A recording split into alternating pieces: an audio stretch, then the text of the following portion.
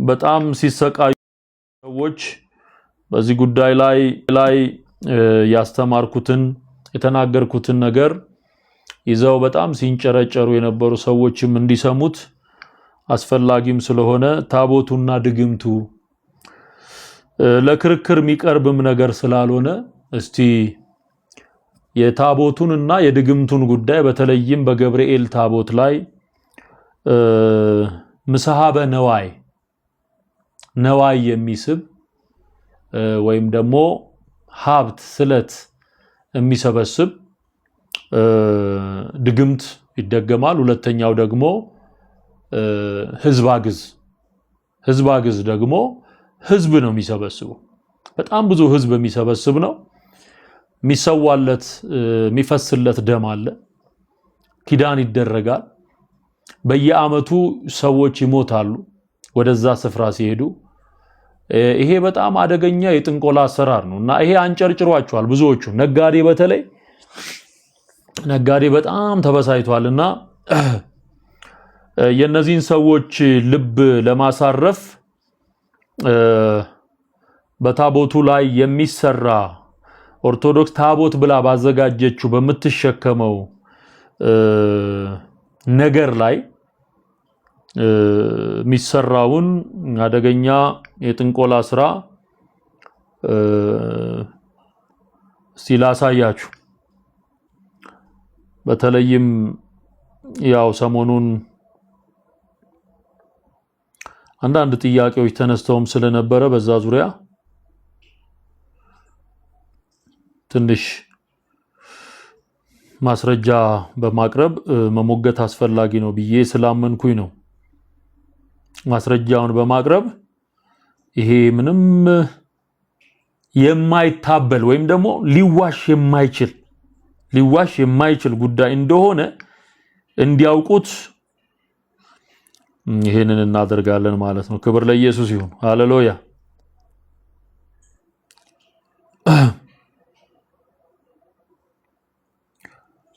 አርፍ ይሆናል ብሎ ተስፋ የሰነቀ የምድሩን ጨርሶ ጨረቃን ዘለቀ ይዞ የተመለሰው ለዘመድ ወዳጁ ሌላ ምንም ሳይሆን አሸዋ ነው በእጁ። ኢየሱስ ክርስቶስ ከሌለው ዕውቀት ምርምርም ገዳይ ነው። አየነው በሩቅም በቅርብ የለንም ምክንያት ሰበብ። እስኪ ቀመስኩትን ቅመሱ የህይወት እንጀራ ነው እሱ። ቢበላ ቢጠጣ ቢለበስ ለሁሉ መልስ ነው ኢየሱስ። ሃሌሉያ። ክብር ለጌታ ለኢየሱስ ይሁን። ለሁሉ መልስ የሆነ ነው ኢየሱስ። ለሁሉ መልስ የሆነ እናምነዋለን እርሱን። ክብር ምስጋና ለጌታ ይሁን። ሃሌሉያ።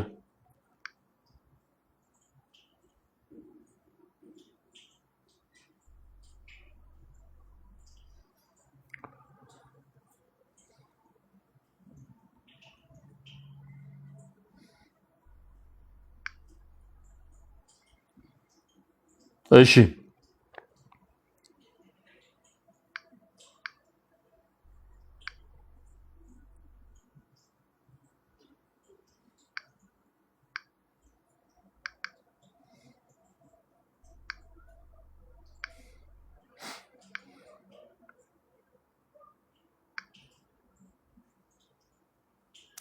ታብ እያደረጋችሁ ኮፒ ሊንክ ሼር እያደረጋችሁ ጸጋና ሰላም ይብዛላችሁ። እንግዲህ በታቦት በሚባለው ነገር ላይ የሚደገሙ ድግምቶች አሉ። ይሄንን በሚመለከት ነው ዛሬ እንድንነጋገር የፈለኩት። መቼም ያው የሚከፋቸው ሰዎች ይኖራሉ። አቡነ ኤርሚያስ የሚባሉት ያቀረቡት ትምህርትና የግንዛቤ ማስጨበጫ ፕሮግራም ላይ ይሄንኑ ጉዳይ በግልጽ በአደባባይ ተናግረዋል። ምንድነው ያሉት? እየጠነቆሉ የሚያስቸግሩ ሰዎች እንዳሉና እነዚህ ደግሞ በተገለጠ ሁኔታ በታቦት ላይ ጥንቆላን እንደሚሰሩ ያስቀመጡትን ነገር እሱን ነው ዛሬ ማሳያችሁና ይሄ ምን ጥሪ ያስፈልገዋል? ኦኬ ይሄ ምን ማብራሪያ ያስፈልገዋል? ራሳቸው የሚያውቁት አየው። አሁን ሰንበት ተማሪና ጸበል ቀጂ ሊከራከር ቢወጣ ጳጳሱ የተናገሩት እያለ በዚህ ሁኔታ ምንም ክርክር ሳያሻው ያለውን እውነት ከራሳቸው ሲኖዶሱን ከሚመሩት ጳጳስ ከራሳቸው አንደበት እሱን አሰማችኋለሁ። እሺ ያችን ምልክት ማለት ነው። አንዳንዶቹ ደግሞ በግል እንደ ዓለም እንደ ሌላ ነገር ክፍልህ ገሌ ነው፣ ገሌን ብታስተክል ታቦተ ገሌ ቢገባ እንዲህ ትሆናለህ ይባላል። አስጠንቁሎም የሚያስቸግሩን አሉ። ስማ እንዴት ነው የምንሆነው? አባቶች እስኪ ፍረዱ። ምንድን ነው በደሉ? መዋቅሩ ምን በደል? ሌላው ይቅር አቶ ገሌ ተብለው እስካሁን ይቀድሳሉ፣ እስካሁን ያሳልማሉ። እንደምሰማው በእነሱ እጅ ትቆርባላችሁ፣ ትሳለማላችሁ። ይህን የሚጸየፍ ካህን ምመን አልፈጠርንም ገና። እንግዲህ ዜር ያሳያችሁ። ስማ ጆሮን ክፈት። ስማ እኛ አቡነ ኤርሚያስ ናቸው የወሎ አገረ ስብከት ጳጳስ። ክፍልህ ገሌ ነው ገሌ የሚባል ታቦት አስገባ ተብሎ በጥንቆላ ይነገራል። የመጀመሪያው ሶስት ነገሮችን ነው እዚህ ስፍራ ላይ ያጋለጡት። በደንብ ስማ። አሁን ለክርክር ለድርድር የሚቀርብ ነገር አይደለም። ምንም የኦርቶዶክስ ታቦት ተብሎ የተቀረጸ ጣዖት ላይ ድግምት እንደሚደገም የትኛውም ደብተራ በተለይም በገጠሩ በከተማ ደግሞ የታወቁ ስለተሰሚ የሚባሉት ከአጋንንት ጋራ በተገናኘ ድግምት ተደግሞ ደም ፈሶ በዛ ድግምት መሰረት የሚሰራው ምሳሐበ ነዋይና ህዝብ አግዝ የሚባለው ድግምት ተደግሞ አጋንንት ተስቦ በዛ ሁኔታ በድግምቱ መሰረት ህዝብ እየተንጋጋ እንደሚመጣ ይሄ የታወቀ አሰራር ነጠላ ለባሽና ሰንበት ተማሪ ሊያስተባብለው አይችልም። ጸበል ቀጂ ሊያስተባብለው አይችልም። ስለዚህ ይሄ ቢዝነሱ የተነካበት አጋንንት ነው የሚንጨረጨረው እንጂ ይሄው ራሳቸው የተናገሩ። አሁን ለዚህ ምን አይነት ዲቤት ነው የሚያስፈልገው? እዛው ሄደ ዲቤት አር ከሱ ጋር ይኸውል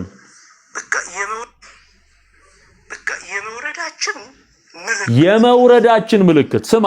አንዳንዶቹ ደግሞ በግል እንደ ዓለም እንደ ሌላ ነገር ቆይ የመጀመሪያውን ስማው። ታቦተ ገሌ ሲሆን ብር ይመጣል ይላሉ። ታቦተ ገሌ ሲሆን ብር ይመጣል ይላሉ።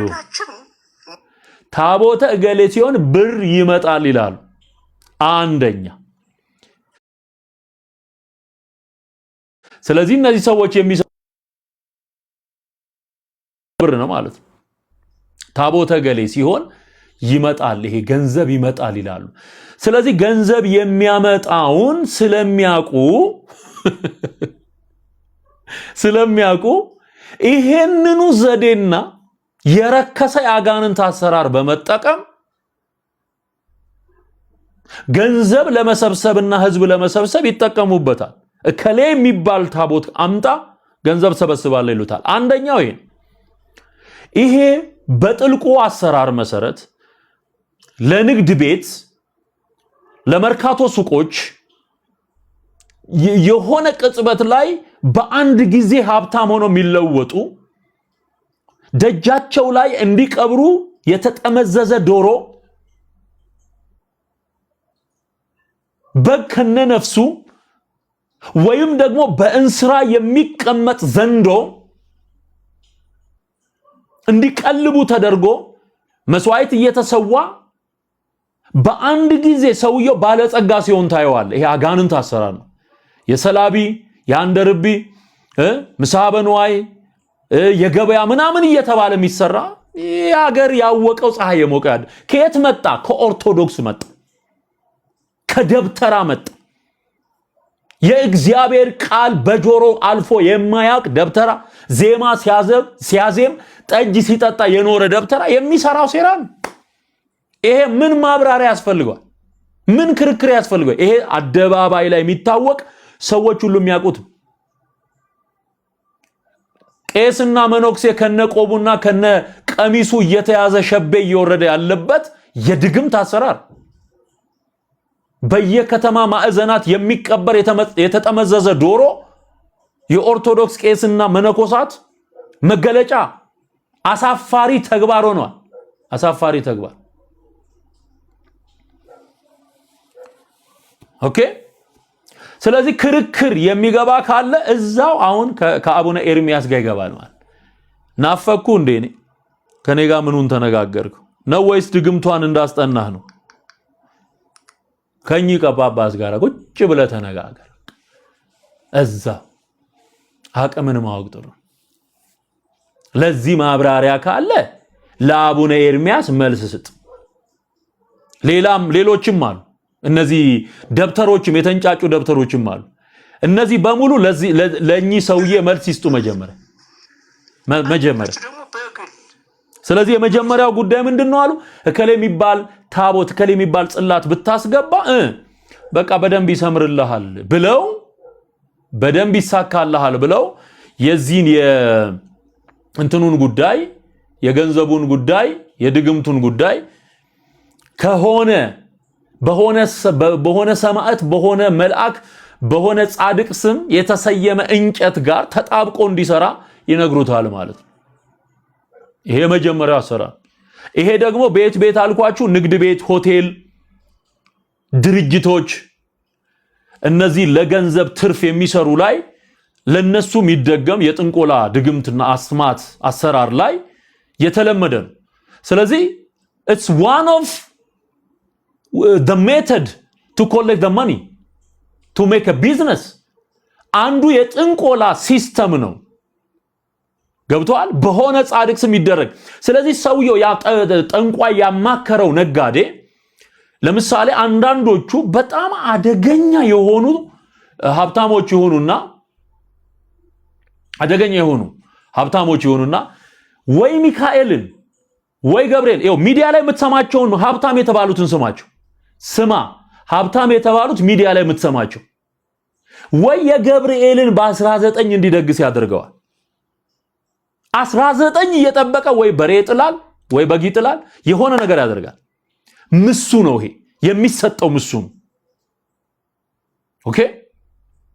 ወይ በሚካኤል ቀን ሰውየው ነጭ ለብሶ የሆነ ጥለት እንዲያደርግ ይደረጋል።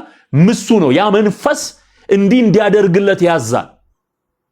ስለዚህ የሀብታም የተባለው ሰው ከተመደበለት ታቦት ጋራ ከተመደበለት ጽላት ጋራ ነፍሱን አዛምዶ ያቺ ቀን ካለፈች ገብርኤል ካልሄደ ወይ ሚካኤል ካልሄደ ወይ አርሴማ ካልሄደ ቢዝነሱ በሙሉ ነው የሚጠፋው።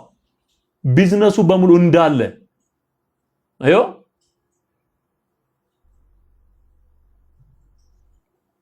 ቢዝነሱ እንዳለ ጉድ ነው የሚፈላበት። አንዳንዶች እንደውም ዘግተዋል ቢዝነሶቻቸውን። ምኑን አቋርጠው? ምሱን አቋርጠው። በእንስራ ዘንዶ የሚሰጣቸዋሉ ይቀልባሉ።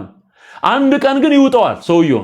ወይ ፊቱ ተጣሞ ወይ ቤተሰቡ በመኪና አደጋ አልቆ እንደዚህ ነው መጨረሻቸው። ባይዘው በጣም ብዙ ከጥንቆላ ጋር የተገናኘ ዝምድና ኖሯቸው እሱን ደግሞ ደም በመገበር በጣም አደገኛ የሆኑ ወንጀሎችን በመስራት ሀብታቸውን አጠራቅመው ይዙና የሆነ ጊዜ ላይ ምሱን ሲያስቀሩበት ፊቱን አጣሞ እግሩን ቆርጦ አሽመድምዶ አድበልብሎ ያስቀምጠዋል። ይሄ የአጋንንቱ ዓለም አሰራር የታወቀ ነው።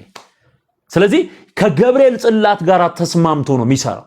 ከሚካኤል ጽላት ጋር ማለት በሚካኤል ስም ከሚሰራ ጋኔን ጋር ተስማምቶ ነው የሚሰራው። ይውጋው እግዚአብሔር ከሰማይ ተወጋየው። ለዚህ ነው አሁን ጥብቅና ሊቆም የሚመጣው ማለት ነው። ይሄ ሳይታለም የተፈታ ሁሉም ሰው የሚያውቀው የአደባባይ ምስጢር በየሰፈሩ የሞላ አንቺ የምታውቂው አንተ የምታውቀው እኔ የምናገረው እዘረግፈዋለሁ ጉድህን እዘረግፈው። ይሄን ያጋንንት ዓለም አሰራራቸውን ሜዳ ላይ ፀሐይ ላይ ነው ማሰጠው። ኢየሱስ ጌታ ነው። ኢየሱስ ያድናል። በኢየሱስ ላይ ያሰለጠናቸዋቸውን አማልክት ከምድሪቱ ላይ እስኪጠረጉ ድረስ በኃይልና በስልጣን ወንጌል ይሰበካል። በቃ ለሃጭህ እስኪዝረከረክ ድረስ የበላኸውን እስክተፋ ድረስ የሰበሰብከው እስኪበተን ድረስ ዘንዶ ይሄው ሌዋታን በምድሪቱ ላይ የተጋደመ ዘንዶ ይሄንን ሁሉ ህዝብ የዋጠ ዘንዶ እስኪተፋ ድረስ ወንጌል ይሰበካል። ሆዱ ይረገጣል። ሃሌሉያ! ኢየሱስ ለዘላለም ጌታ። ስለዚህ የመጀመሪያው ምንድነው አልኳችሁ? እከሌን አስገባ፣ እከሌ ብታደርገው ገንዘብ ይመጣል። ይሄ ጥንቆላ ሰራ። ኦኬ፣ ጥንቆላ። እኔ አማቃቸው ቤተሰቦች አሉ ያደኩበት አካባቢ በጣም አደገኛ። በአንዴ ሀብታም ሆነ ሰውየው፣ በአንድ ጊዜ ተነስቶ ሀብታም ሆነ። ከዛ ሰው እንትን ማለት ጀመረ። የሚገርማችሁ ዘንዶ ቤት ውስጥ ዘንዶ በብረት ሳጥን አድርጎ ዘንዶ ይቀልባል። ቀስ እያለ እዛ የሚሰሩ ሰራተኞች ሚስጥር ሲያወጡ እየታወቀ ሲመጣ ከዛ ደግሞ እየሄደ የሚደግማል። ያ የሚደግም ደብተራ የንስሐ አባት የተባለ ነው። የንስሐ አባት ተብሎ ቤት ሊረጭ ነው የሚሄደው ነው የሚባለው። በየወሩ በተመሳሳይ ቀን እየሄደ ድግምቱን ይደግምለታል። ያ ድግምት የሚታደስበት ደግሞ በአመት አንዴ የሆነ ቀን አለ። ድግምቱ የሚታደስበት ሊስን ስማ፣ ድግምቱ የሚታደስበት አመቱን ጠብቆ በጳጉሜ ወር ሚስትየውም ሰውየውም ቀይ ነጠላ ነው የሚያደርጉት። የዛን ቀን ቀይ ነጠላ ሊስን ቀይ ነጠላውን ያደርጋል። አይገርማችሁም? ተራ በተራ ምን እንዳደረጉት አይታወቅም። ያ መንፈስ ደብተራው እየመጣ ይደግም ነበር። ያ ንስሐ አባት የተባለው ለብዙ ዘመን ሀብታም ሆኖ ተቀምጡ። ሳይታወቅ በአንድ ጊዜ ነው የናጠጠ ሀብታም ነው። ይኸውላችሁ ልጆቹ ራሳቸውን ሲያጠፉ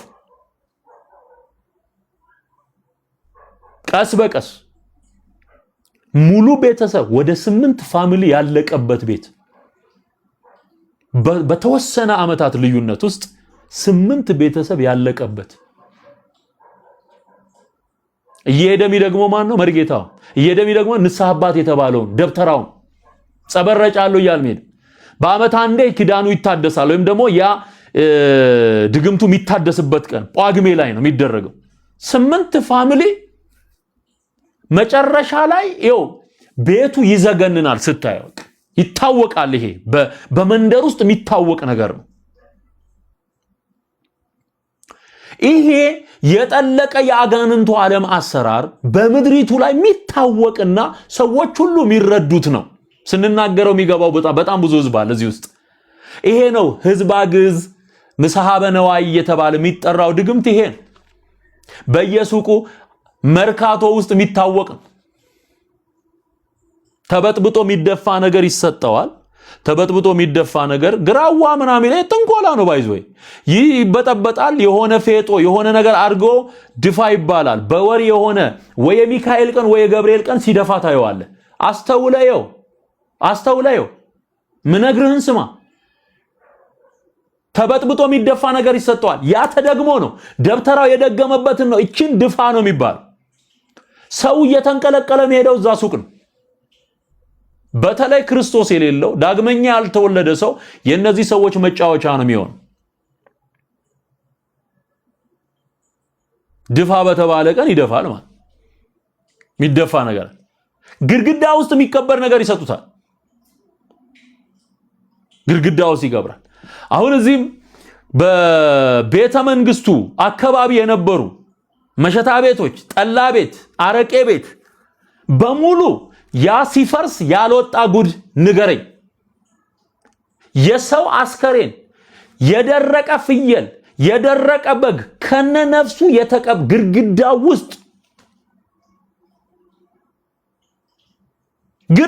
ውስጥ የሰው አካል፣ የህፃን ልጅ አካል። ይሄ ሲፈርስ ሚንጫጫው ታዲያ ምንድን ነው? የመናፍስቱም እኮ አሰራር አለ እዛ ውስጥ። አዮ ቤት የፈረሰበትማ ቤት ይሰጠዋል። ስራው የፈረሰበት ግን ቤት አይፈልግም፣ ሲጮ ነው የሚኖረው። ስራው የፈረሰበት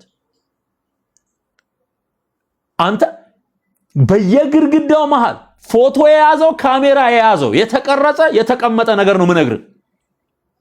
እግዚአብሔር ከምድራችን ላይ ይጥረገው።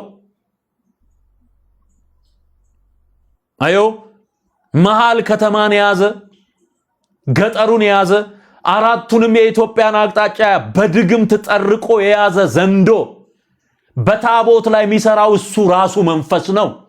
እሱ ነው በሚካኤል ስም የሚገለጠው ያው የረከሰ መንፈስ ነው። ይሄንን ነው ያጋለ እርቃኑን እያስቀረውት ያለውት ይሄንን እርቃኑ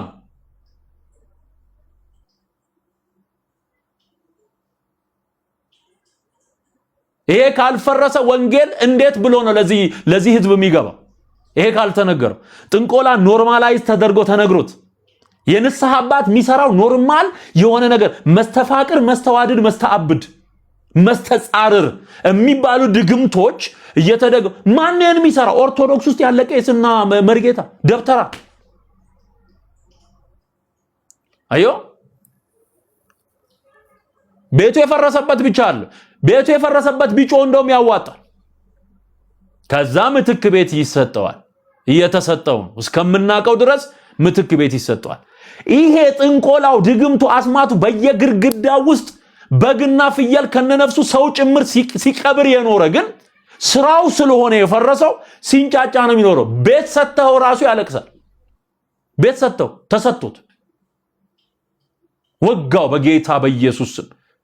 የደከረተ ስፒሪት ማለት ኮተታ መንፈስ እግዚአብሔር ያጸዳ። አሁን እኔ አዲስ አበባ ጸድቶ ሳይ እንደው እግዚአብሔር ምስክሬ ነው እንዴት ደስ እንዳለኝ። አንተ ሰው ከቆሻሻ ጋራ ኑር ይባላል። እኔ አሁን የመጣሁት ከሰሜን አሜሪካ እዚህ መጥቼ ሳይ ከ14 ምናምን ዓመት በኋላ ሳየው ጸድቷል። ጸድቶ አካባቢው ጸድቶ ኮሪደሩ ጸድቶ ሌላ አገር ሌላ ከተማ ሆኖ ሌላ አገር ሆኖ በቃ ምታቁት አይደለም እኮ። በተለይ ወጥቶ የተመለሰ ሰው ያውቀዋል ወንድሜ፣ ድሮ የነበረውንና አሁን ያለው ይሄ አሁን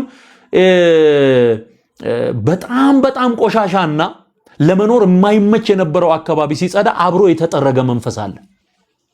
አብሮ አንተ እኮ መጋረጃ ጋርዶ እኮ በየስፍራው እኮ ሲጠነቁል የነበረው ጠንቋይ በሙሉ የተጠረገው ስንት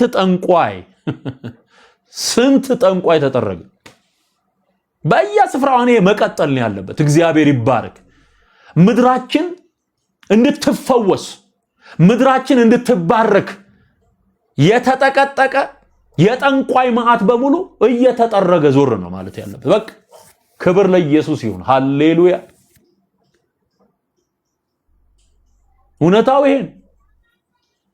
ይሄ ነው።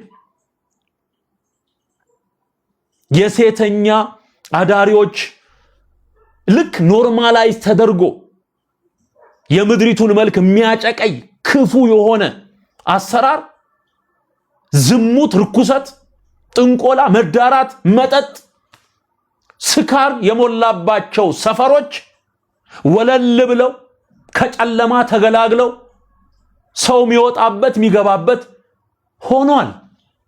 ክብር ለኢየሱስ ይሁን። ክብር ለኢየሱስ ይሁን። ይሄ የጥንቆላ አሰራርን አብሮ ያጠፋ ነገር ነው። ለበጎ ነው እግዚአብሔር ሁሉን ነገር የሚያደርገው። ማንም ወንበር ላይ ሊቀመጥ ይችላል። ማንም ወደ ስልጣን ሊመጣ ይችላል። እግዚአብሔር የንጉስን ልብ ወደ ወደደው እንደ ቦይ ውሃ ይነዳዋል ነው የሚለው መጽሐፍ። እግዚአብሔር አምላክ ነው። እግዚአብሔር የነገስታት ንጉስ ነው፣ የጌታዎች ጌታ። የትኛውም ሰው ስልጣን ላይ ይቀመጥ፣ ጌታ ግን ዘመኑ ሲደርስ በሰውየው በተሾመው ሰው በንጉሱ በአስተዳዳሪው በኩል ስራ ይሰራል። በቃ ይሄው የእግዚአብሔር ስራ እንዲህ ነው። ክብር ምስጋና ለጌታ ይሁን። ሃሌሉያ። ስለዚህ የመጀመሪያው ጉዳይ ምንድነው? ታቦተ ከሌን ብታስገባ ትባረካለህ። ሀብት ይበዛልሃል፣ ገንዘብ ይመጣል ተብሎ የሚነገር ንግርት አለ። እሱ ነው የመጀመሪያው። ስማው በደንብ አቡነ ኤርሚያስን ስማ። ብር ይመጣል ይላሉ።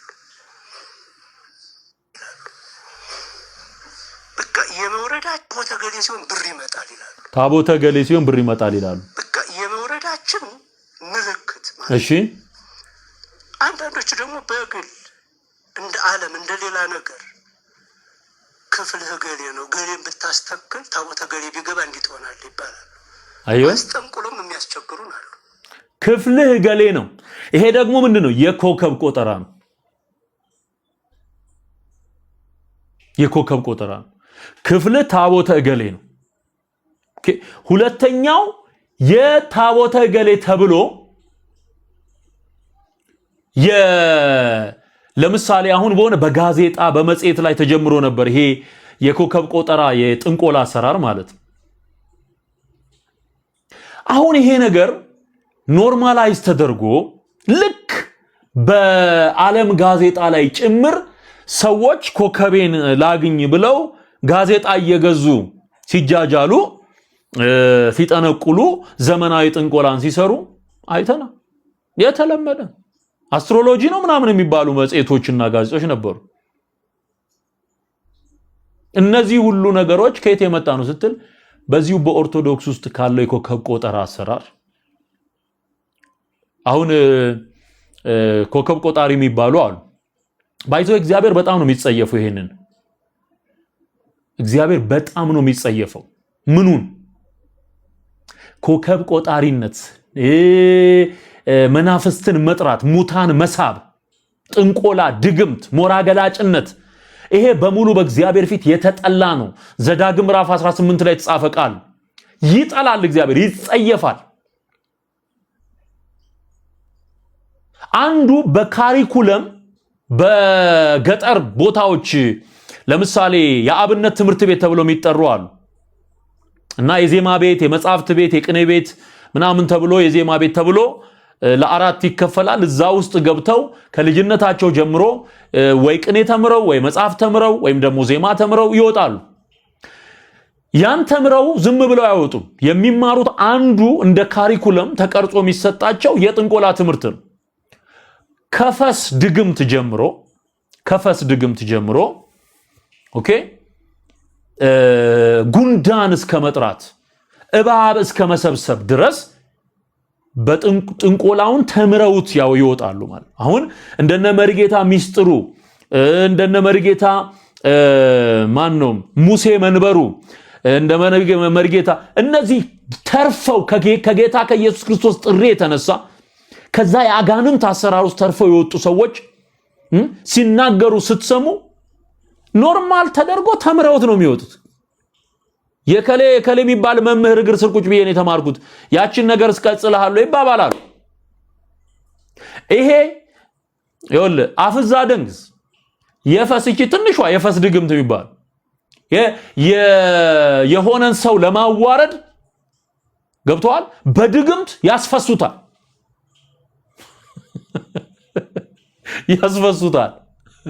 ወጋው ፈሳም መንፈስ አንዱ መዝሙር ሊሰራ መጥቶ እዚህ ኦርቶዶክስ እያለ መዝሙሬን ይውልኝ አለ። መዝሙሬን ይውልኝ ብሎ ጠራን። እሺ ብለን መዝሙሩን ልንሰማ ቁጭ ብለናል። የጊዮርጊስ ነው የሰራውት አለ። የጊዮርጊስ ነው? አዎ። እስቲ በለው መጀመሪያ ግጥሙን አንብብልን አለ። ከዛም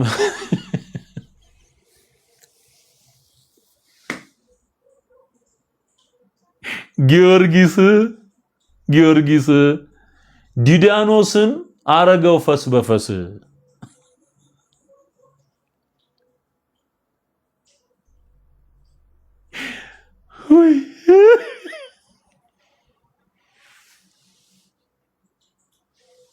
አቤት ጊዮርጊስ እሺ ብለን እኛን እንሰማለን። ሲሪየስሊ ነው የምንሰማው። ዱዲያኖስን አለ። ዱዲያኖስ የሚባል ንጉስ ነው የገደለው ነው የሚሉት እና ጊዮርጊስ እሺ ዱዲያኖስን አረገው ፈስ በፈስ። በኋላ ስናጣራ ልጁ ያችን የፈሷን ድግም ተምሯል አሉ።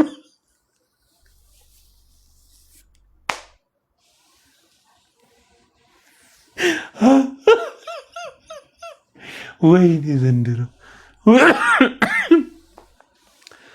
አረ እንደዚህ አይባል። እኛ በቃ ወንበር ስር ነው የገባነው በሳቅ። አረ እንደዚህ አይባልም ባክንቶስ ሌላ እንጽፍላለን ብለን ሌላ ጽፈን ይሰጠነው እና ከዚህ በፊት አቅርቤላችኋለሁኝ። አንድ ልጅ እንደዚሁ ኢንተርቪው ያደርግለታል ባህር ዳር ላይ ትዝ ይላችኋል። ባህር ዳር ላይ ኢንተርቪው ያደረገው እና ምንድነው የተማርከው? እኔ አሁን ጉንዳን መጥራት እችላለሁ አለ። ያ የቆሎ ተማሪ ጉንዳን እጠራለሁ አለ። በቃ ጉንዳን ይወረዋል ቤቱ። እባብ እጠራለሁ፣ እባብ ይመጣል። በቃ ይሄ የሚሆነው ግን ማን ቤት ነው? ኢየሱስ የሌለበት። ኢየሱስ ያለበት አማኝ የሆነ ዳግመኛ የተወለደ ያለበት መጫወቻ አይሆንም። ለዚህ ነው ወደ ጌታ እንድትመጣ እንደምነግር። ኢየሱስ የመጠበቂያ ግንብ ነው። ክብር ለእግዚአብሔር ይሁን። ሃሌሉያ። ስለዚህ ከድግምት ጀምሮ ከዚህ ከፈስ ድግምት ጀምሮ እስከ ዋናው ምሳሐበ ነዋይ እስከሚባለው ጥላ ወጊ የሚባል አሰራር አላቸው። ሰው ለመግደል የሚጠቀሙበት ፎቶ እያቃጠሉ የሚደግሙት ድግምት አለ። ሰውየው እንዲሞት በከነ ነፍሱ ይቀበራል። እነዚህ ሁሉ ነገሮች በኢትዮጵያ ኦርቶዶክስ ውስጥ ያሉ ሰው ሁሉ የሚያውቃቸው የአጋንንት አሰራሮች ናቸው። ስማ፣ እየተሳደብክም ቢሆን ስማ፣ ያንተው ታሪክ ነው። ያንቺው ታሪክ ነው። የምድራችን ታሪክ ነው። ይሄንን ነው እግዚአብሔር ከስሩ እየነቀለ እየጣለ ያለው ማለት ነው። ክብር ለኢየሱስ ይሁን። በቃ ደስ አይልም ታዲያ ይሄ? ስለዚህ ምን አሉ ጳጳሱ? ምን አሉ ሲያጋልጡት ጥንቆላውን? ተገሌ ሲሆን ብር ይመጣል ይላሉ። እሺ በቃ የመውረዳችን ምልክት የመውረዳችን። አዎ አንዳንዶቹ ደግሞ በግል እንደ ዓለም እንደ ሌላ ነገር ክፍልህ ገሌ ነው፣ ገሌን ብታስተክል ታቦተ ገሌ ቢገባ እንዲህ ትሆናለህ ይባላል። አስጠንቁሎም የሚያስቸግሩን አሉ። እንዴት ነው የምንሆነው? አባቶች እስኪ ፍረዱ። ስማ፣ ምንድነው በደሉ? መዋቅሩ ምን በደል? ሌላው ይቀር አቶ ገሌ ተብለው እስካሁን ይቀድሳሉ። እስካሁን አስጠንቁሎ የሚለውን ሰማ። በደንብ ስማው። እንደ ዓለም እንደ ሌላ ነገር ክፍልህ ገሌ ነው፣ ገሌን ብታስተክል ታቦተ ገሌ ቢገባ እንዲህ ትሆናለህ ይባላል። አስጠንቁሎም የሚያስቸግሩን አሉ። አስጠንቁለው ያቺ ጥንቆላ ምንድናት? ምሳሐበ ነዋይና ህዝባ ግዝ የምትባለው ድግምት ናት። የሚገርማችሁ መስተጻርር የሚባለውም ድግምት አንዱ በኦርቶዶክስ ቤተ እምነት ውስጥ የሚታወቅ አሰራር ነው። መስተጻርር ማለት የጸብ መንፈስ የሚጠሩበት ድግምት ነው። ሰዎች እንዳይስማሙ ባልና ሚስት ላይ ሊሆን ይችላል፣ ሁለት ጓደኛ ማቾች መካከል ሊሆን ይችላል፣ ሁለት ጎረቤት አማቾች መሃል ሊሆን ይችላል። ያን ድግምት ሲደግሙና በቃ ሲነታረክ ሲጨቃጨቅ ነው የሚኖረው። መስማማት የሚባል ነገር አይኖርም። ወንድምና ወንድም፣ እህትና ዘመድ መሃል፣ አገራት መካከል ሳይቀር በአገራት መካከል፣ በክልሎች መካከል አብሮ ተስማምቶ ተዋዶ ተከባብሮ የኖረው ህዝብ እንዲባላ፣ እንዲናከስ፣ ደም እንዲፈስ፣ ሰይፍ እንዲማዘዝ፣ መሳሪያ እንዲማዘዝ የሚያደርግ አደገኛ ድግምት ነው መስተጻርር።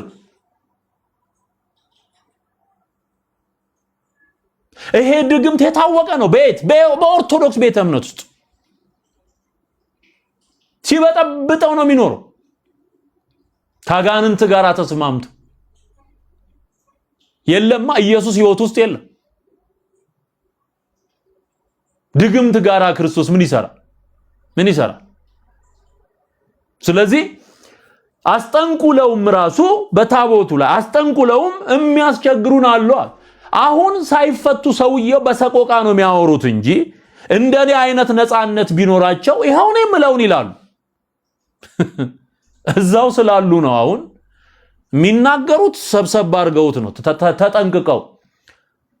እኔ ደሞዝ አቆርጥልኝ እግዚአብሔር አሽቀንጥሮ ወርውሮልኝ በቃ ምሸከመውን ነገር በሙሉ አውርዶልኝ ኢየሱስ ጌታ። አሁን እኔ በእንትን ነው የምናገረው በነፃነት።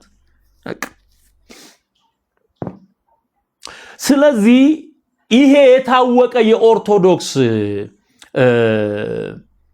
የአጋንንቱ ዓለም ጋራ ያላት ትስስር ሲገለጥ ጠላት ርቃኑን ሲቀር ዲያብሎስ ሲዋረድ ደጋሚዎቹ ሜዳ ላይ ሲሰጡ እየተያዘ እስር ቤት ሲጨመር አሁን ይሄንን አይቶ ቢዝነስ የተበላሸ ብሎ የሚያስብ ሼር ያለው ከዛ የረከሰ መንፈስ ጋራ የተካፈለ ገብቷል።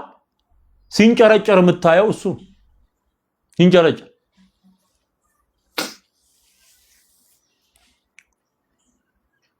ሲንጨረጨር ሲቃጠል ኡኡ ሲል አሁን ራሱ እኔ እየሳኩኝ ስናገር አሁን እዚህ ጋር የሚናደዱ አሉ። ወጋው ምቀኛ መንፈስ እንስቅበታለን፣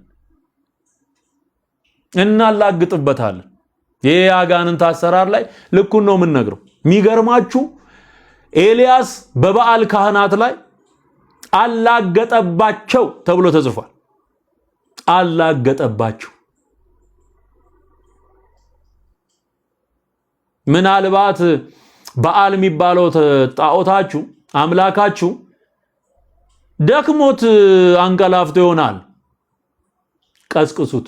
ሩቅ ሄዶ ይሆናል። ጠብቁት። ያውቀዋላ የእሱን አምላክ። የበዓል ካህናት 450 ካህናት ተሰብስበው በዓል ሆይ ስማን እያሉ ሰውነታቸውን እየቀደዱ በስለት እያነከሱ እየዘመሩ ጠሩት። ወፍ የለም የለም። ታብ እያረጋችሁ ሼር እያረጋችሁ ቅዱሳን ሪፖርት እያደረጉ እንደሆነ እየነገሩኝ ነው። ታብ አድርጎ ሼር አድርጉ፣ ኮፒ ሊንክ ሼር አድርጉት። ታቡን 100,000 ቢገባ ጥሩ ነው። ሃሌሉያ ክብር ለኢየሱስ ይሁን። እናዋርደዋል።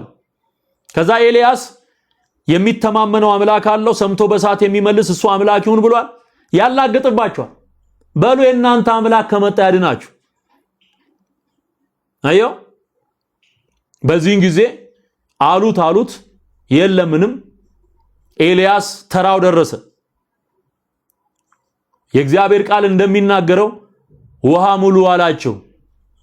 እዛ መሰዊያ ላይ እሳት ከሆነ ቦታ መጥቶ ምናምን እንዳይው ውሃ ሞሉት።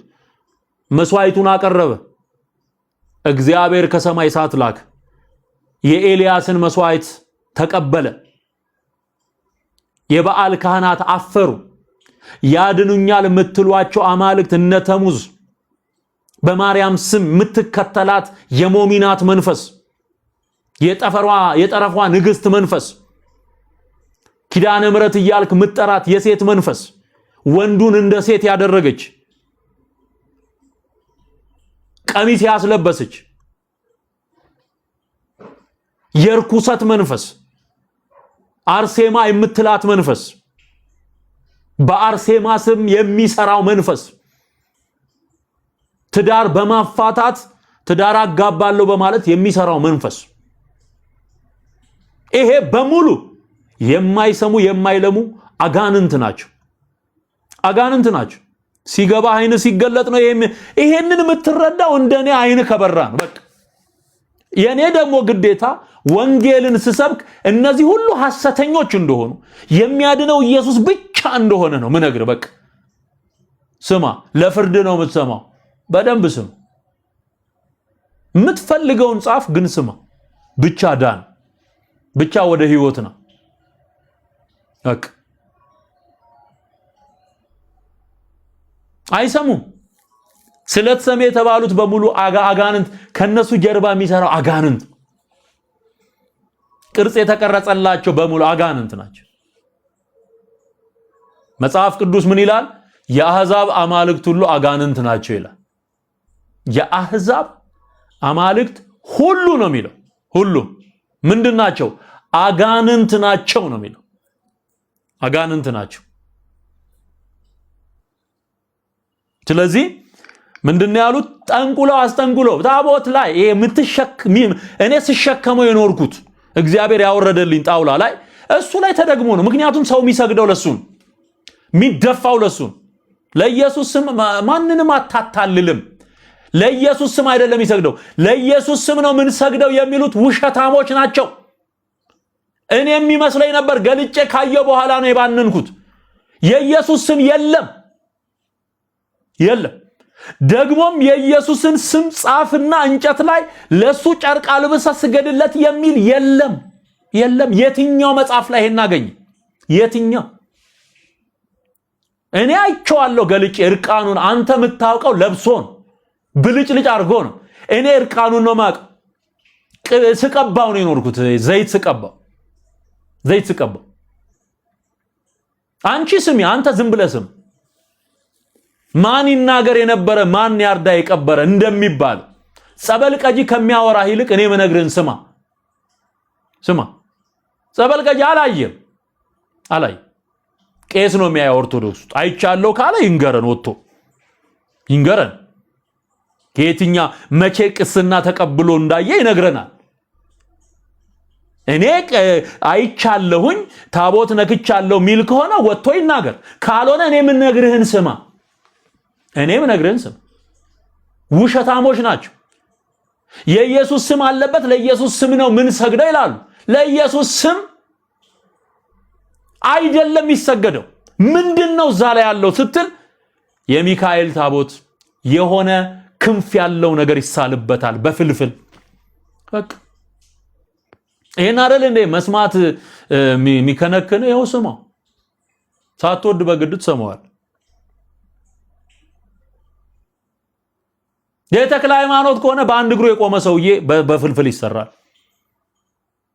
ከዛ ለሱ ይሰገዳል። አዮ ዝንቱ ታቦት ዘተክለ ሃይማኖት ወእቱ ተብሎ ይጻፍበታል። ከዛ ያስቀረጹት ሰዎች ስም አብሮ ይታተማል። ለጎረቤቶቻችን ጭምር ስንሰግድ ነበር ይኖር ነው። ጆሮ ያለው መስማትን ይስማ። እግዚአብሔር አላዘዘም። በአዲስ ኪዳን ታቦት የሚባል እንጨት ተሸክመ ዙር የሚል ነገር የለም። ለኢየሱስ ስም ነው ምን ሰግደው የሚለው ማስመሰያ ነው እንጂ በአዲስ ኪዳን የኢየሱስን ስም የሆነ ቦታ ላይ ጽፈ የሆነ ቦታ ላይ በእንጨት ቀርጸ እየወደቅ ስገድ የሚል ነገር የለም። ጉልበት ሁሉ የሚሰግድለት ስም ነው። ጉልበት ሁሉ የሚሰግድለት ስለተጻፈ አይደለም። ስሙ ሕያው ስለሆነ ነው። ከመቃብር በላይ ስለሆነ ነው። ሞትን ድል አድርጎ ስለተነሳ የሕያው የእግዚአብሔር ልጅ ስለሆነ ነው። ስም ተጽፎ አይደለም። ኢየሱስ ሕያው ስለሆነ ተሰግድለታል። ኢየሱስ አምላክ ስለሆነ ተሰግድለታል። ኢየሱስ ብቻውን የሚያድን ስለሆነ ተሰግድለታል እንጂ ተቀርጾ ይሰገድለት የሚል አንዲት ጥቅስ የለም። አንዲት ጥቅስ አታመጣ። ለምሳሌ መጽሐፍ ቅዱስ አስቀምጠን ለመጽሐፍ ቅዱስ አንሰግድም። የእግዚአብሔር ስም አለ። መጽሐፍ ቅዱስ ላይ የእግዚአብሔር ስም አለ። የኢየሱስ ስም አለ። አዲስ ኪዳን ላይ በተደጋጋሚ የኢየሱስ ስም ተጽፏል። ነገር ግን የኢየሱስ ስም አለበት ተብሎ ለመጽሐፍ ቅዱስ ስግደት ይቅረብ የሚል ፕሪንሲፕል የለም።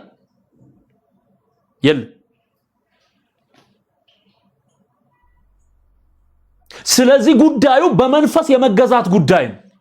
ጽፎ ቀርጾ የመስገድ ጉዳይ አይደለም። በአዲስ ኪዳንም በብሉይ ኪዳንም ተጠንቀቁ ተብለን የተነገረን እንዳታደርጉ የተባልነው የሆነ ነገር አስቀምጦ ማምለክ፣ የሆነ ነገር አስቀምጦ መስገድ፣ እሱን ነው የተከለከለ። አዮ የዞረበትም ጴንጤ አለ። የዞረበት ሊያምታታ ሊያመቻምች የሚፈልግ ጥሎ የወጣውን ከዘመናት በፊት ጥሎ የወጣውን ታቦት የሚያሞካሽ ያለቀቀው አለ። ያለቀቀው ጴንጤ።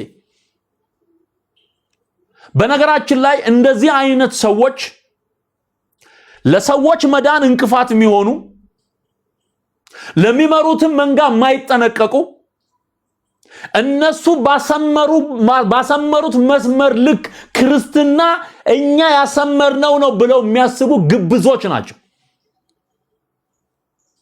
ማንም ባሰመረልኝ አልሄድም፣ መንፈስ ቅዱስ ባሰመረው ነው የሚሄደው። ሃሌሉያ! እረ ክብር ለመንፈስ ቅዱስ ይሁን።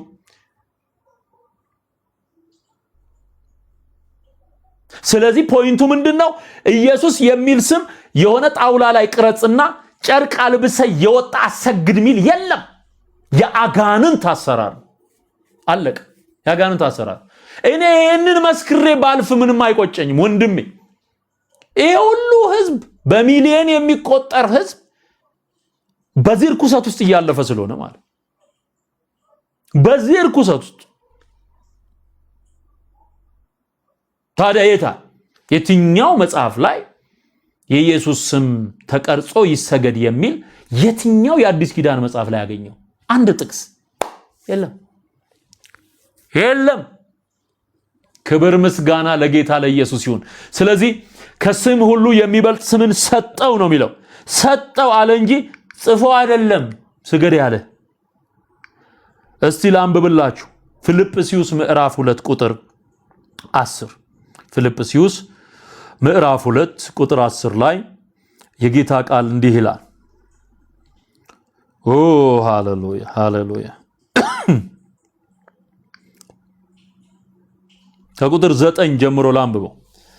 በዚህም ምክንያት ደግሞ እግዚአብሔር ያለ ልክ ከፍ ከፍ አደረገው፣ ከስምም ሁሉ በላይ ያለውን ስም ሰጠው። ይህም በሰማይና በምድር ከምድርም በታች ያሉት ሁሉ በኢየሱስ ስም ይንበረከኩ ዘንድ ነው። በኢየሱስ ስም ይንበረከኩ ዘንድ ነው። ይሄ በሰማይም በምድርም ያሉ አሁን ይኸውልህ በሰማይ ያሉት ራሱ መላእክት ለዚህ ስም ይንበረከካሉ። ሊስን ግን ቀርጸው አይደለም፣ ጣውላ ይዘው አይደለም። ስሙ ማንነቱ አሸናፊ ጌታ ነው። ድል አድርጎ የወጣ ጌታ ነው። ወደ ሰማይ በወጣ ጊዜ ምርኮን ማርኮ ለቤተ ክርስቲያን ስጦታን የሰጠ ጌታ ነው። ድል ያደረገ ነው። ድል ማድረጉንም በሰማይ ላሉ ስልጣናትና ኃይላት ሁሉ ያዞረ ድሉን ያሳየ ጌታ ኦኬ።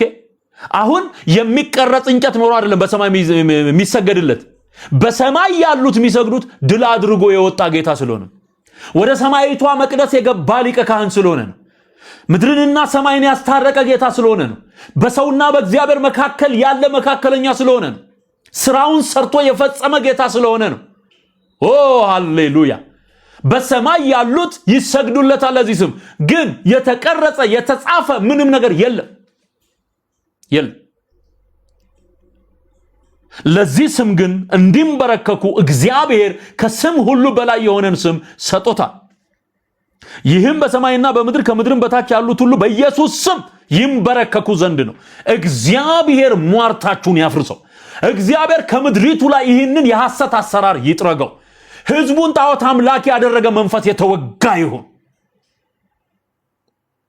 ከዛ ምን ይላል? ምላስም ሁሉ ለእግዚአብሔር አብ ክብር ኢየሱስ ክርስቶስ ጌታ እንደሆነ ይመሰክር ዘንድ ልብህ ያምነዋል፣ ምላስህ ይመሰክርለታል። ዳሴት ከዚህ ውጪ ተቀርጾ ጨርቅ ብልጭልጭ እየለበሰ የሚወጣ ጣዖት ቅረጹ የሚል ነገር የለም። እነግርሃለሁ የለም። ቋቅ ቢልህም እነግርሃለሁ የለም። የኢየሱስን የስሙን ጉልበት ሌላኛው መጽሐፍ ላይ ላሳያችሁ። ስሙ የሚያድን ስም ነው። የዮሐንስ ወንጌል ላይ እንዲህ የሚል ቃል ተጽፏል። የሚፈረድብህ በዚህ ስም ነው፣ የምትድነውን በዚህ ስም ነው። እሺ ኢየሱስ እንዲህ አለ፣ በእርሱ የሚያምን ሁሉ የዘላለም ሕይወት እንዲኖረው እንጂ እንዳይጠፋ እግዚአብሔር አንድያ ልጁን እስኪሰጥ ድረስ ዓለሙን እንዲሁ ወዶአልና። ዮሐንስ ወንጌል ምዕራፍ 3 ቁጥር 16 ቁጥር 17 ላይ ዓለም በልጁ እንዲድን ነው እንጂ በዓለም እንዲፈርድ እግዚአብሔር ወደ ዓለም አላከውምና። የመጀመሪያው መምጣቱ ለማዳን ነው እንጂ ለፍርድ አይደለም። በእርሱ በሚያምን አይፈረድበትም። ቁጥር 18 በእርሱ በሚያምን አይፈረድበትም። በማያምን ግን በአንዱ በእግዚአብሔር ልጅ ስም ስላላመነ አሁን ተፈርዶበታል። ራይት ናው ተፈርዶበታል። በማስም በአንዱ በእግዚአብሔር ልጅ ስም ስላላመነ። ኢየሱስ አለኝ ብለህ የምታምን ከሆነ ሌሎቹን ጠራርገህ ታወጣለህ። አለቀ። በሰማይ ያገለገሉትን የሚያከብረው ባለቤቱ ነው እንጂ በምድር ክሬዲት እየቆጠረም ስም እየለጠፈ የሚሰጥ ድርጅት መስርት አልተባልክ። ዋጋ በሰማይ። ኢየሱስም እንዲህ አለ ዮሐንስ ራዕይ ምዕራፍ 22 ቁጥር 12 ላይ እነሆ በቶሎ እመጣለሁ ለእያንዳንዱ እንደ ስራው መጠን ከፍል ዘንድ ዋጋዬ እደግመዋለሁ ዋጋዬ እሰልሰዋለሁ ዋጋዬ ከኔ ጋር አለ አለ። ዋጋ ኢየሱስ ነው ዋጋዬ የሚለው። ኦኬ የሚሰጥህ ዋጋ በሰማይ ኢየሱስ ነው የሚሰጥ። በምድር ላይ በብልጭልጭ ጨርቅ እየተሸለመ እየተጌጠ የሚሰጥ ሽልማት የለም። ማን ሰጪ ያደረገውን ማን ዝም ብለህ እንድታመልክና ወንጌል እንድትመሰክር ነው በምድር ላይ ቤተክርስቲያን የታዘዘችው። በቃ ደቀ መዛሙርት የማድረግ ስራ ነው የምትሰራው። የማንን መጨረሻ አውቃ ምኑን አውቃ ነው? ቆይ ሰውየው አመነ አይደለ? ሊያውም አምኖ ዳነ የምንለው በክርስቶስ ኢየሱስ አምኖ በአፉ መስክሮ ያመነ የተጠመቀ ይድናል በሚለው መሰረት የሄደ ሰው በ40 ቀኑ ውሃ ውስጥ የነከሩት ሕፃን ልጅ ድኗል ማለት አይቻልም። ንስሐ ገብቶ ጌታ ኢየሱስን ተቀብሎ በልቡ ያመነውን በአፉ መስክሮ ያመነ ከዛስ የተጠመቀ ይድናል። ስለዚህ እዚህ ምድር ላይ ያለች የትኛውም ቤተክርስቲያን የትኛው ለማንም ከሞተ በኋላ ሽልማት ብላ የመስጠት አቅምም ስልጣንም ፖዚሽንም የላት። 4 ነጥብ። ዋጋዬ ከኔ ጋር አለ የሚለው ማን ነው? ኢየሱስ ክርስቶስ። ኢየሱስ ክርስቶስ ዋጋዬ ከኔ ጋር አለ። አዮ እነሆ በቶሎ እመጣለሁ ለእያንዳንዱ እንደ ስራው መጠን ከፍል ዘንድ ዋጋዬ ከኔ ጋር አለ። በምድር ላይ ያለች የትኛውም ዲኖሚኔሽን ጴንጤም በለው ኦርቶዶክስም በለው ካቶሊክም በለው አሁን ካቶሊክ በቅርቡ የ16 ዓመት ሕፃን ልጅ ወጣት ልጅ ኮምፒውተርና ጌም አስማምቶ ሰርቷል። በዚህ ምክንያት ለትውልዱ የሚጠቅም ስራ ሰርቷልና ቅዱስ ይባል ብላ ፍራንሲስ ነው ምናምን የሚባል ልጅ በሞተበት ጻድቅ ብላ ሰይማ አስከሬኑን በመስታወት አስቀምጣ ማሰገድ ጀምራለች። ማሰገድ ሊትራሊ ለ16 ዓመት ሕፃን ልጅ ማሰገድ ጀምሯል። ማን? ካቶሊክ። ገብተ ማየት ይችላል ዜናው። እንዲህ አይነት ርኩሰት ገብቷል። አሁን በዛ ሰው ስም ዴዲኬሽን ልጆቻቸውን በዛ ስም በዛ ሙት ስም ይሰይማሉ። አስከሬን አስቀምጠው ማለት ጌም ሰራ ብለው ማለት ጌም ሰራ ብለው። ስለዚህ የሞቱ ሙታን በህይወት ያሉትም አሁን ለምሳሌ ዛሬ ጌታ ቢመጣ በጌታ ያሉት ሁሉ እንነጠቃለን። በጌታ ያመኑ ዳግመኛ የተወለዱ ሁሉ ይነጠቃሉ፣ ወደ ሰማይ እንወሰዳለን፣ በአየር ላይ እንነጠቃለን ይላል። ደግሞ በጌታ ያልሆኑት እዚሁ ለፍርድ ነው የሚቀሩት። አዮ ሂደት አለው፣ ፍርዱ ራሱ ሂደት አለው። ከሙታን የሚነሱትም በጌታ የሆኑት ናቸው። የፊተኛው ትንሳኤ በዮሐንስ ወንጌል ምዕራፍ 5 ላይ ጌታ ኢየሱስ ያብራራው የህይወት ትንሳኤ አለ፣ የፍርድ ትንሳኤ ደግሞ አለ። ስለዚህ የህይወት ትንሳኤ ይከናወናል። ያመነው ከዛ በፊተኛው ትንሳኤ ከተነሱት ጋራ ከመቃብር ከወጡት ጋራ አንድ ላይ ወደ ሰማይ። ይሄ ራሱን የቻለ ፍርድ ነው። ቀጥሎ ደግሞ ይመጣል ጌታ ለ1000 ዓመት ንግስና ይመጣል። አዮ ዋጋ አሁን የሚሰጠው ማን እንደሆነ እየተለየ እንዲገባህ ነው መነግር እንዲገባህ። ከዛ በኋላ ሲመጣ በምድር ላይ ሊገዛ ሲመጣ 1000 ዓመት ሲነግስ ያስከተላቸውን ቅዱሳን የወሰዳቸውን ቅዱሳን አስከትሎ በአምባላይ ፈረስ ሆኖ በአምባላዮች ፈረሶች ላይ ተቀምጠው እየተከተልነው እንመጣለን። በምድር ላይ 1000 ዓመት ይነግሳል። 1000 ዓመት ሲፈጸም የነጩ ዙፋን ፍርድ የሚባለው ይከናወናል። ያን ጊዜ ሲኦል ራሱ የዋጠውን ይተፋል። ሞት ራሱ ይፈረድበታል። አውሬው ጸጉሩን ተይዞ ከነ አካሉ ከነ ፊዚካሊ ወደ እሳት የሚጨመርበት ማለት ሐሰተኛው ነብይ ወደ እሳት የሚጣሉበት ያ ፍርድ ይከናወናል። ፍርድ የማን ነው? የክርስቶስ። እከሌ ጻድቅ ነው ታቦት ቀረጽንለት ይባላል እንዴ? ምን አይነት ድራማ ነው የሚሰራው እዚህ ምድር ላይ ነው? ዓለም ላይ እኮ የለም። የትም ዙር ሩቅ ምስራቅ ሂድ አማልክት ብዙ አሉበት ተብሎ ጣዖታት ብዙ አለባቸው ተብሎ የሚታመኑ ሀገራ ቻይና ሂድ፣ ህንድ ሂድ፣ እነ ምንድነው ኔፓል፣ ታይላንድ ምናምን ሂድ፣ የለም። እንዲህ አይነት እኮ የለም እኮ። በክርስትና ስም የሙታንን መንፈስ እየሳቡ ጽላት ብለው በቀረጹበት ላይ የደገሙ ደም እያፈሰሱ ድግምት እየደገሙ ህዝብ እያሳቱ የሚኖሩት እነሱ ናቸው፣ ቄሶች። ብዙዎችን ጌታ እየፈታ ነው። ክብር ለእግዚአብሔር ይሁን። ሃሌሉያ! ኢየሱስ ለዘላለም ጌታ። ይሄ የማይረባ የማይጠቅም ነገር ነው። ጥንቆላ ያለበት ነው። ታቦት የሚባል በአዲስ ኪዳን የለም። ራሷ ኦርቶዶክስ ክሬት ያደረገችው ነው። ግብጽ ይላሉ። ግብጽ ታቦት ብላ ተሸክማ አታሟርትም። የግብጽ ኦርቶዶክስ አታሟርትም። በቃ ውሸት። ሂድና ራሻ ኦርቶዶክስ ራሻ ኦርቶዶክስ ተሸክሞ ብልጭልጭ አድርጎ እንትን ደርቦለት ሰብስቦ እንጨት ወጥቶ አይታል? የለም የለም። አርሜኒያን ኦርቶዶክስ አለ? የለም። የት ነው ያለው? እዚሁ እኛ ጉደኛ ምድር፣ ጉደኛ ቄሶች ያሉበት ምድር። ከዛ ውስጥ ነው እኔን እግዚአብሔር ያዳነኝ ያተረፈኝ። በቃ እሱ ይሄ ታቦት ሚሉትን እንጨት ጠራርጋ ብታጸዳ ምድሪቱ እንደምትፈወስ ነው ምነግርህ። ትፈወሳለች። ጌታ ምስክሬ ነው። እግዚአብሔር የምሕረት አይኑን ወደዚች ምድር ያደርጋል። የበለጠ ትባረካለች። ኢትዮጵያ ውስጥ ነው ይሄ ርኩሰት ያለው። ኢትዮጵያ ውስጥ እኮ ተረት በቅሎ አድጎ አካል ይዞ ታቦት ተብሎ እየሄደ ያለበት አገር እኮ ነው።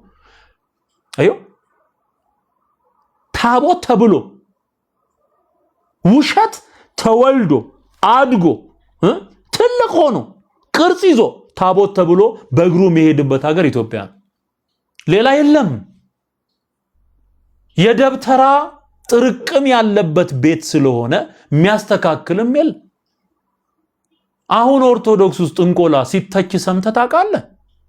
እስቲ አንድ ስብከት እስቲ ጥንቆላን፣ ድግምትን፣ አስማትን፣ የደብተራን ስራ የሚያወግዝ ጳጳስ አይተህ ታውቃለህ? በህይወት ዘመን ቴልሚ ለማስመሰል ወጥቶ ሚቃዣውን ተው። አቋም ይዘው ይሄን ለማስተካከል የተሰራ ስራ አለ? የለም እኮ። ሚተች አለ ወይ? የለም።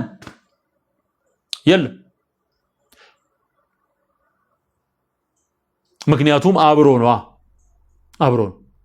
በሙሉ ጳጳሱ ትከሻው ላይ እዚህ ንቅሳት አለ። ማቀውን ነው ምነግር። እዚህ ክንዱ ላይ እዚህ ጋር ንቅሳት አለ። ለዚህ እዚህ ውስጥ ያስቀብራል። እዚህ እጁ ላይ እዚህ ትከሻው ላይ ያስቀብራል። ከእንደገና እንደዚህ በአንገት በኩል ወደ ብብት የሚመጣ ሚንጠለጠል ድግምት አለው። አቃቤ ርዕስ ተብሎ ይጠራል። ስማ፣ አቃቤ ርዕስ ይባላል። ራስ መጠበቂያ ማለት ነው ርዕሱ። እንትኑ ትርጉሙ አቃቤ ርዕስ ራስ መጠበቂያ ብሎ ብብቱ ውስጥ ድግምት አድርጎ እዛ ላይ ለብሶ ነው የሚወጣው።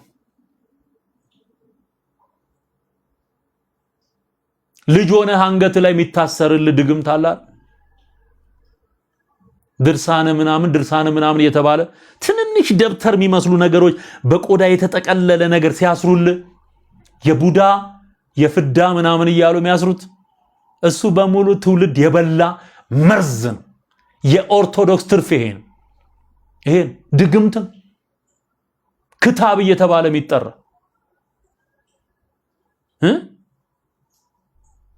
ክታብ እየተባለ የህፃን አንገት ላይ ሚንጠለጠል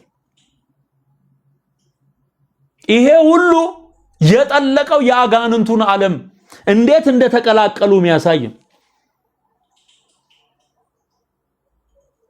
አሁን በየዛፉ ላይ ማርያም ተገለጠች የሚለው በዚህ የደነዘዘ ህዝብ ነው።